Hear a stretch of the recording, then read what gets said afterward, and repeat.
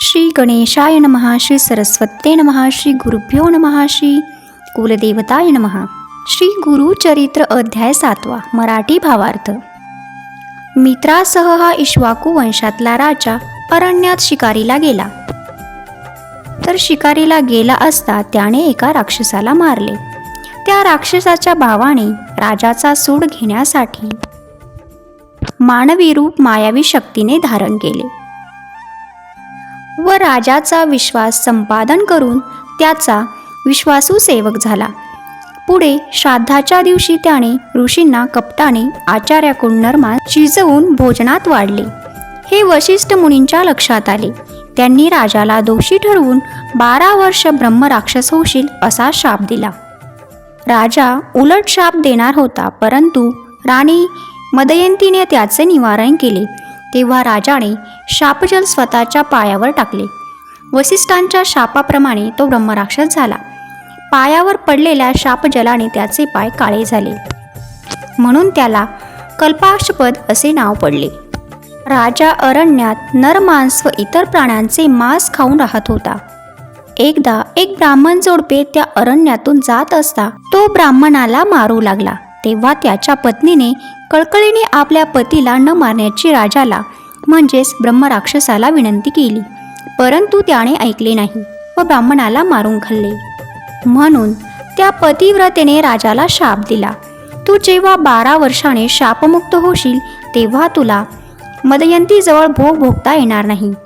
तसे करशील तर तू मरण पावशील असे म्हणून तिने पतीच्या अस्थींसह स्वतःला जाळून घेतले.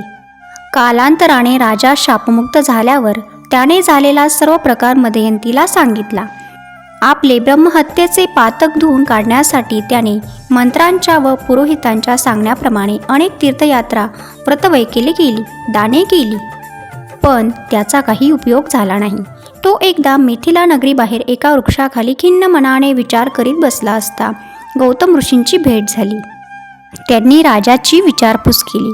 तेव्हा त्यांनी ब्रह्महत्येचे पातक जाण्यासाठी गोकर्ण महाबळेश्वराची महती सांगितली व तेथे दर्शनात जाण्यास सांगितले. राजाने याची कोणास प्रचिती आली आहे का असे ऋषींना विचारले. तेव्हा गौतम ऋषींनी पुढील कथा सांगितली. एकदा गौतम ऋषी गोकर्ण क्षेत्री गेले असता तिथे त्यांना एक चांडाळ स्त्री खुरडत जाताना दिसली. ती वृद्धा आंधळी आणि कुष्ठरोगी होती. ती आता थोड्याच वेळात मरणार असे दिसत होते.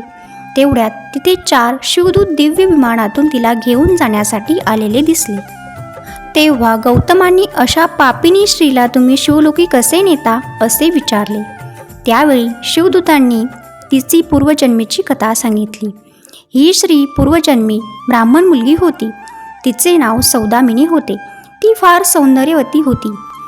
ती उपवर झाल्यावर तिच्या वडिलांनी तिचा एका ब्राह्मणाशी विवाह लावून दिला. दुर्दैवाने तिचा पती अल्पायुषी ठरला व कालवश झाला. पुढे त्या तरुण विधवेने व्यभिचार केला. तो उघडकीस आल्यावर तिच्या नातेवाईकांनी तिच्यावर बहिष्कार टाकला. मग ती उघडपणे दुराचार करू लागली. पुढे तिने एका वाण्याशी विवाह केला. ती नेहमी मद्यमांस सेवन करीत असे. एकदा तिने दारूच्या नशेत बकरा समजून वासरू मारले. वासराचे मुंडके शिकाळ्यात ठेवून मांस शिजवले व आपल्याबरोबर नवऱ्यास पण खाऊ घातले. संध्याकाळी नशा उतरल्यावर तिला आपण केलेली चूक लक्षात आली. तिला खूप पश्चाताप झाला व तिने भगवान शंकराची प्रार्थना करून माफी मागितली. झालेला सर्व प्रकार नवऱ्याला कळू नये म्हणून तिने वासराचे शिर, हाडे व कातडी जमिनीत पुरून टाकली व वाघाने वासरू नेले म्हणून मोठ्याने शोक करू लागली. पुढे कालांतराने तिला मरण आले व ती नरकात गेली. नंतर तिला चांडाळ योनीमध्ये जन्म मिळाला. पूर्वजन्मीच्या पापामुळे ती जन्मांध झाली. पुढे तिचे आई वडील मरण पावले. त्यातच तिला कुष्ठरोगही झाला. इतर भिकाऱ्यांबरोबर भीक मागत मागत जात असताना ती शिवरात्रीला गोकर्ण महाबळेश्वराला आली. एका यात्रेकरूने तिच्या हातावर काही बिल्वपत्रे ठेवली. त्याचा वास घेतल्यावर तिला समजले ही खाण्याची वस्तू नाही, म्हणून तिने ती बिल्वपत्रे फेकून दिली. ती नेमकी शिवलिंगावर पडली. रात्रभर जागरण झाले व भिक्षाही मिळाली नाही, म्हणून तिला उपवासही घडला. अजाणतेपणे तिच्याकडून हे पुण्यकर्म घडले, म्हणून शिवशंकर तिच्यावर प्रसन्न झाले व त्यांनी शिवदूतांना तिला शिवलोकी नेण्याची आज्ञा केली. तिचा देह विमानाने शिवलोकात घेऊन गेले. गौतम ऋषींनी सांगितलेली कथा ऐकून राजाने गोकर्णास जाण्याचे ठरविले. गोकर्णास गेल्यामुळे राजा पापमुक्त झाला. अशा प्रकारे श्री गुरुचरित्र अध्याय 7 मराठी भावार्थ संपन्न झाला. अवधूत चिंतन श्री गुरुदेव दत्त श्री स्वामी समर्थ. श्री गणेशाय नमः. श्री सरस्वते नमः. श्री गुरुभ्यो नमः. श्री कुलदेवताय नमः. श्री गुरुचरित्र अध्याय 8 मराठी भावार्थ. कुरवपुरात एक वेदशास्त्र संपन्न ब्राह्मण राहत होता. त्याची पत्नी अंबिका ही अत्यंत सुशील व पती सेवेत तत्पर होती. परंतु तिचे पूर्वकर्म असे होते की तिचे पुत्र जन्मताच मरण पावत असत. तिने अनेक व्रतवैकल्ये केली, त्यामुळे पुढे देवयोगाने एक पुत्र झाला.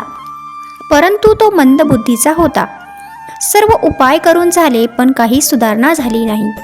पुढे पित्याने त्याची मुंज केली व त्याला विद्याभ्यास शिकवण्याचा प्रयत्न केला, परंतु त्याला काहीच आकलन होत नव्हते. ब्राह्मणाला त्याची खूप चिंता वाटू लागली आणि हळूहळू त्याच्या मनामध्ये मुलाबद्दल द्वेष निर्माण होऊ लागला. त्यामुळे अंबिकेला खूप वाईट वाटे. तिने आपल्या पतीला समजावले व मनाला आवर घालण्यास सांगितले.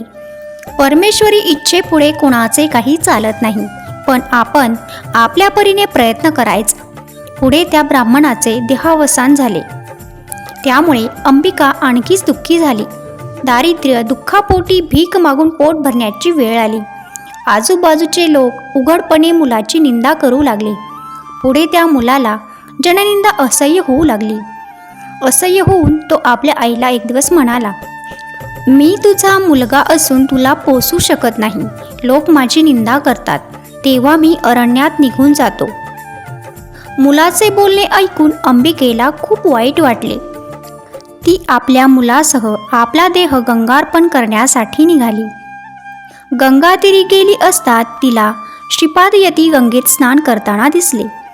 तिकडे मुलासह जाऊन त्यांच्या पायी नतमस्तक होऊन त्यांना आपली सर्व परिस्थिती सांगितली आणि आपण गंगेत प्राणार्पण करीत आहोत असेही सांगितले.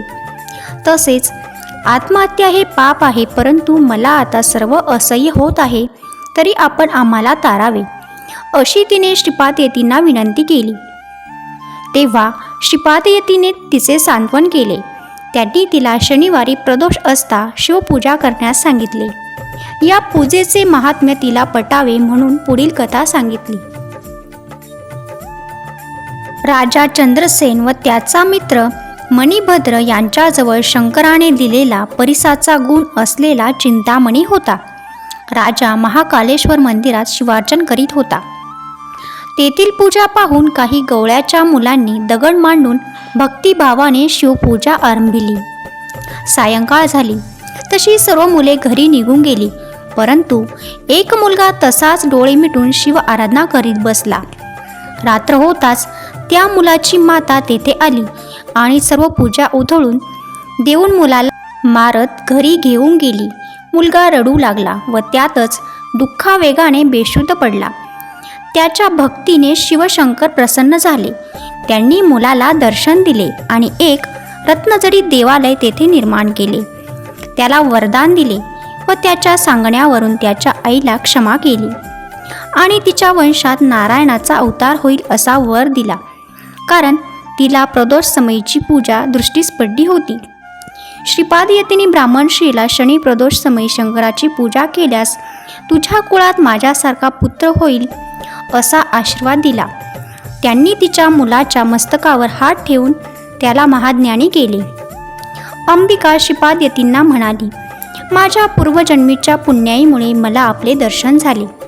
आपण सांगितल्याप्रमाणे मी आपलीच प्रदोष समयी पूजा करीन असा निश्चय केला आहे. त्याचप्रमाणे तिने केले व तिची पूजा सफल झाली आणि तिचा पुत्र महाज्ञानी व वेदशास्त्र संपन्न झाला. सर्वांना तो श्रेष्ठ व पूज्य वाटू लागला. अशा प्रकारे त्या पती पत्नीवर गुरुकृपा झाली. तर अशा प्रकारे श्री गुरुचरित्र अध्याय 7 मराठी भावार्थ संपन्न झाला. अवधूत चिंतन श्री गुरुदेव दत्त श्री स्वामी समर्थ.